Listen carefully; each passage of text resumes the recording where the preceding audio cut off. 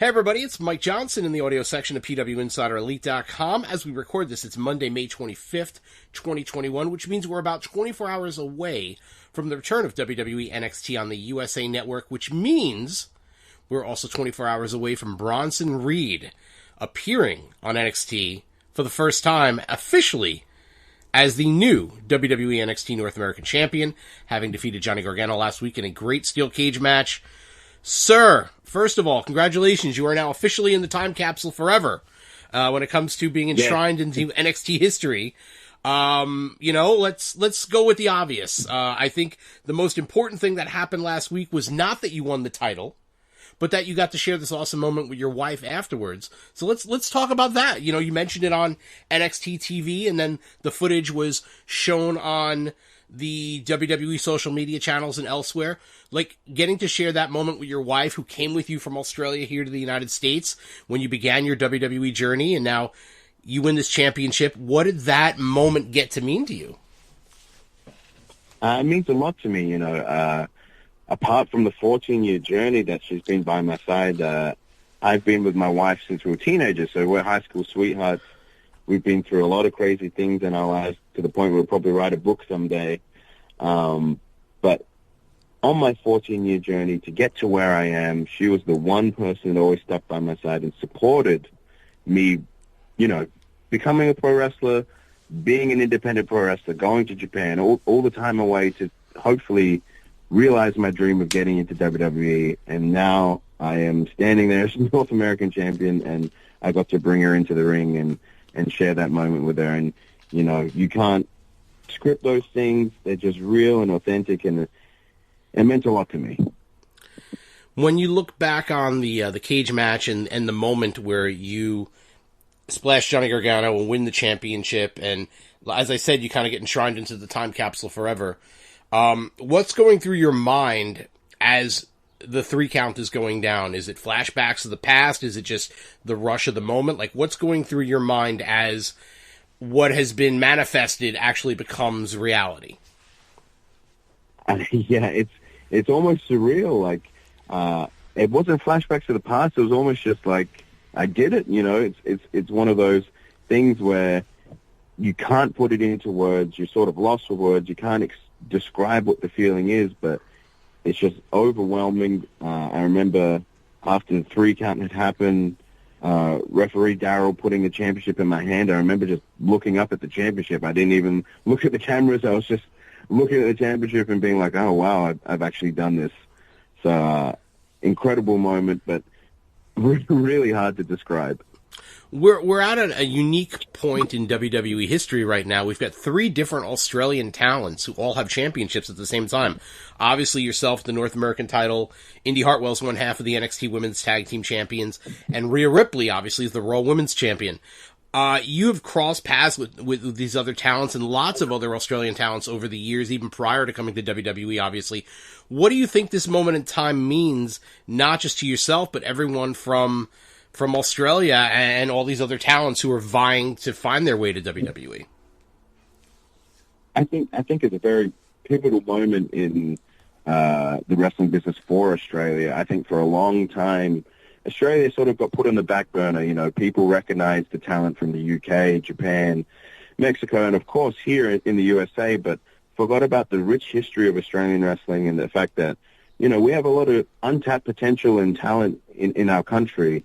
And as a child growing up watching wrestling, there really wasn't any representation of my country or fellow countrymen doing things. So the fact that myself, Rhea, and Indy are now all champions, I hope that not only inspires the talent back home, those guys that are grinding to hopefully get to somewhere like a platform like NXT, but also, kids back home that one day might want to become a professional wrestler or have dreams of being in WWE, that they can go, hey, look, they're from Australia, they're doing it, maybe I can do it too. Last time we spoke was a little bit under a year ago, and you talked about how you came from a small town in Australia. Have you heard from anyone in the hometown about the championship win yet? I definitely have. So my phone was blowing up, obviously, after last Tuesday. I was able to speak to my family back home, my mother, my sister, my stepdad, and they were all over the moon for me, but also it went into like the local paper that everyone sort of reads. And so, they were all, like, my family was bombarded with people being like, did you see the paper? Did you see the news? Like, I had my grandparents and uncle who are big wrestling fans who sort of got me into the business. They were watching live back home, which is at like midday for them. So they were watching live, and they got to see me become champion. And that, again, is just something special that not only did I at one point not think happened, but I'm sure my family members maybe thought it was a bit of a far-fetched dream coming from such a small town in Australia to get to where we are. But not just me as champion, there's also Rhea Ripley. We're both from Adelaide, and I couldn't imagine that as a teenager, that there'd be two people from Adelaide as WWE champions. And you have to think it's going to spur on others to be inspired to want to follow in your footsteps and Rhea's footsteps. So there may be many more talents from Adelaide in the future. I hope so. I actually used to coach for a pro wrestling school in Adelaide, and I still keep in contact with all those people that I did help break into the business. And that some of them are just amazing talents. And I think if they get given the opportunities to be on a world stage like NXT, they also will become champions. So obviously with the championship, you get the chance to kind of take a deep breath and reflect on everything that has led you to this moment, but now the pressure's on because now you're representing NXT. You're going to be a larger part of the NXT programming going forward. Thoughts on what we can look forward to now that Bronson Reed is the North American champion, and maybe some insight into, obviously Johnny Gargano is going to be coming for his belt again. The way doesn't just disappear overnight. But thoughts on, no. Thoughts on what you foresee for your championship reign as we head into NXT tomorrow. Yeah, I said, I welcome all challenges. I made a name in this business off of opportunities that were granted to me. So I'm not going to be someone to be like, hey, no, I don't want to wrestle this person. I want to wrestle this person. I'll wrestle anyone. If they want a shot at the championship, if they want an opportunity, I'll definitely grant it. I want to have that sort of championship run where I can elevate the North American Championship to the point where people go, hey, I want to see the North American Championship match more than the NXT Championship match.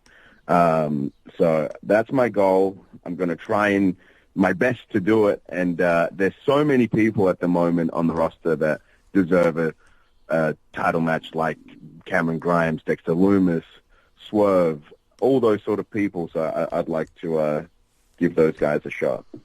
So when you look at the potential competition as we start our journey towards In Your House, the next TakeOver event, is there someone that you'd love to have the opportunity to face, or do you expect that perhaps Johnny Gargano is gonna rear up out of the darkness and attempt to get the championship back? Well, there's a few people I'd really like to face. Two names that come to mind are Pete Dunne. I've never wrestled a singles match with Pete Dunne, and Tommaso Ciampa. I've never shared the ring with Tommaso Ciampa either. So they're two people that I think, I'd like to share the ring with. Whether that happens, I don't know. I know Johnny is owed a rematch, and I've had some pretty good matches with Johnny, so I'd be happy to do that as well. I'm going to be there tomorrow night, NXT TV. I guess we see what happens. So last time we spoke, I said, what aspects would you like fans to learn about you beyond just this big physical brute of a beast in the ring that fans have kind of seen over the course of your career in Australia and elsewhere? It's about 10 or 11 months since the last time we spoke. How do you think the last year has changed you? How do you think you've evolved as a person, as a talent, as a WWE performer? Like, how has the last year changed you think? I think, this last year has been difficult for a lot of people. And within that whole time, I've just tried to stay as positive as possible. And I hope that that's the sort of change, well, not even a change, I've always sort of been a positive person, but I hope I can be a bit of that for anyone that's watching, that not only are you going to see this big guy that's going to destroy people in the ring, but you're going to see him doing it with a smile. And I hope that's what I can do. I hope that I can just, bring a bit of positivity to people's life. So we've seen WWE has started to announce the return to some live events in July for the Raw and SmackDown roster. They've also announced some dates for 2022 in New Zealand and Australia. When you start to see things opening up again, and you see, hey, they're going to go to Australia next year, like, do you look upon that as a goal? Like, I got to make sure I'm on that tour. Are you excited about things opening up again? Obviously, there's been some fans in the Capitol Wrestling Center, but that's different than the traditional live WWE experience. So, thoughts on WWE hitting the road again, and your thoughts on wanting to be part of that, and obviously the Australia tour next year. Yeah, I mean, 100% I want to be on that Australian tour. Whether I'm still with the NXT brand or with Raw or SmackDown, whoever is touring, I need to be part of it, because for me, it'd not only be an injustice for myself, but I think for the Australian fans not to have Bronson Reed there. It's something you sort of dream of, you want to do the full circle thing where, there's people back home that have seen me wrestle in front of 7 people in a bar upstairs. Like, it'd be nice to be able to go back, wrestle in a big arena for WWE and for people to get to see that. I think the WWE Universe, the fans, they're so important to what we do. They just create an energy. And without that, it's sort of, it's something that's missing. So I am looking forward to, hopefully being back on the road and getting to see people in person. And, that live event energy is just something different. When you look upon everything you've accomplished since coming to WWE, what is the best part of this experience thus far since you've arrived in America? I mean, winning the North American Championship is definitely up there. But I think the best experience for me is just to have that stamp of approval that what I've been doing for 14 years, my journey to get to here is all worth it, and I'm doing the right thing. When I got backstage after winning the championship on Tuesday, I was embraced by Shawn Michaels and Triple H, and as a kid, that's dream stuff to be able to even meet those people, but to have them embrace me, congratulate me, and then Triple H said to me, "This is only the beginning." Like, that stuff is probably the biggest things to me. What's amazing is the last time we spoke, you talked about getting advice from Shawn and how you almost had to pinch yourself at times because here's Mr. WrestleMania, I think you said, and now here's your first championship win under the WWE umbrella, and DX is the one embracing you and giving you their stamp of approval. Like as someone who grew up a wrestling fan, like when you go home and you're away from that environment and you reflect on that, how do you control the goosebumps? How do you kind of just sort of just compartmentalize that excitement? It's crazy. Like, it almost does become, it becomes normalcy. These are people that you work with.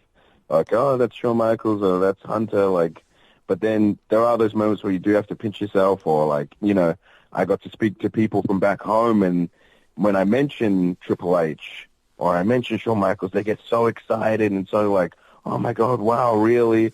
And it does make me the kid again that goes, hey, that is Mr. WrestleMania, that's Heartbreak Kid, that is the King of Kings, that's Triple H, that D-Generation X, it's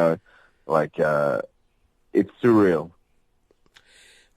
The world of professional wrestling and WWE provides such a weird series of life experiences for everybody, whether they're in the company or they are fans who live and die by the company and beloved the WWE talents. When you look at this journey that you've gone on in life, like, what's the strangest aspect of it, do you think? Like, is it coming to America and living here? Is it something on the road? Like, obviously everyone has this very unique series of life experiences the second they step inside a ring. What's been the strangest or the most surreal moment for you think? I think it is just being here. Like, so my earliest memories of life are actually watching WWE. It was WrestleMania 2. That's all I can remember.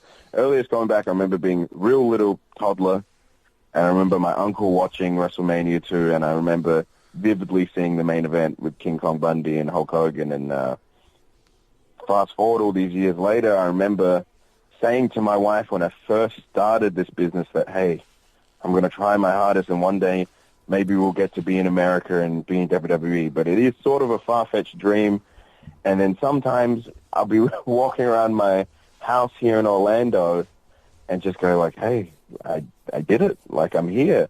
So I think that's definitely the thing that it's sort of just, you almost can't, it's just a dream come true. Like, you can't put it into words. Like, they're the moments when I just go, oh, wow, like, I actually, this weird lifelong journey of being a fan to starting the business to being here in WWE, it actually happened.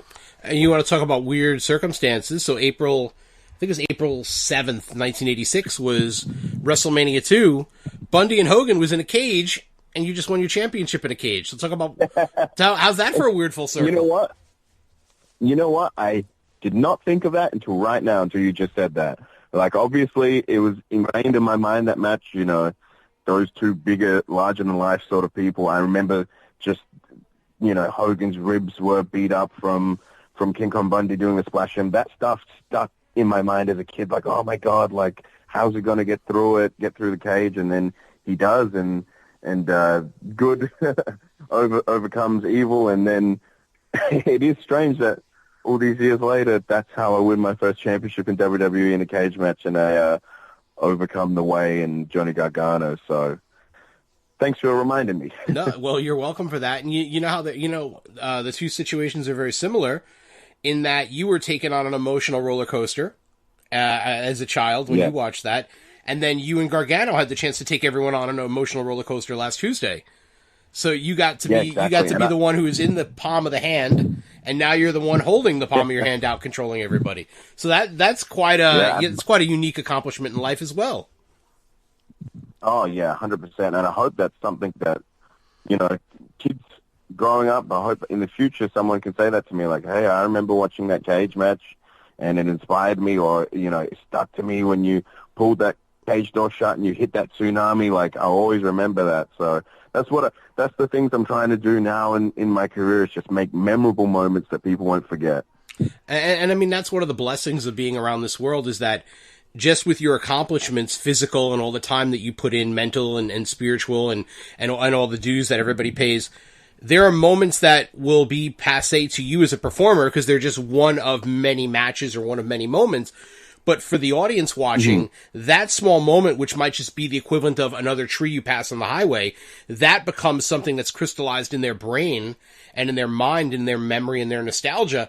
And that becomes the moment where they are inspired or they are moved on an emotional or a personal level. And that's like one of the gifts that you don't even know that you're giving and that you're even going to receive back one day, because that becomes part of your legacy.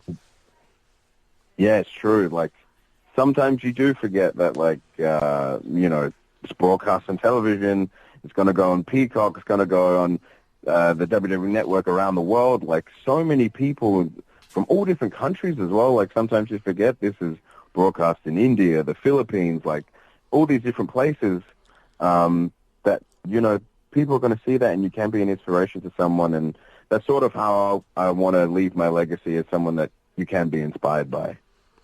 Well, sir, we're going to see what the next step of your chapter in WWE is tomorrow on the USA Network. Before we go, let's do the big rundown. Why should fans make sure that they're tuning in 8 p.m. Eastern on the USA Network to watch NXT and see Bronson Reed as the new North American champion?